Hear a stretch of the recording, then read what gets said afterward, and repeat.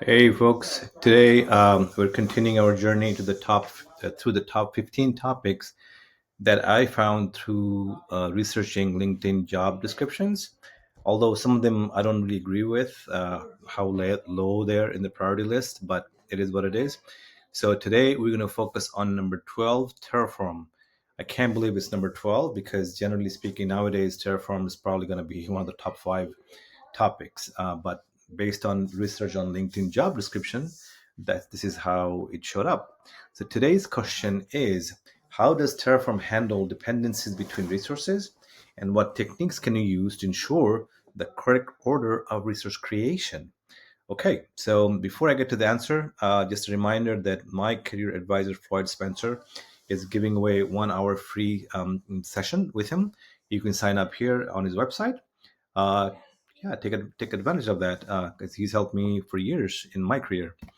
Moving on to the answer. So Terraform, just to give you the context of this question, when you're using Terraform, you might be building a few resources or a few hundred resources. You could be building EC2s, VPCs, subnets, security groups, you name it, right?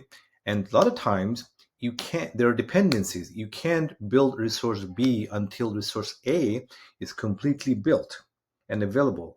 And that could take maybe even a minute, right? So generally speaking, though, Terraform does a pretty good job of creating the internal dependency graph on its own. So the vast majority of the time, you don't have to specify what comes before and after what, right?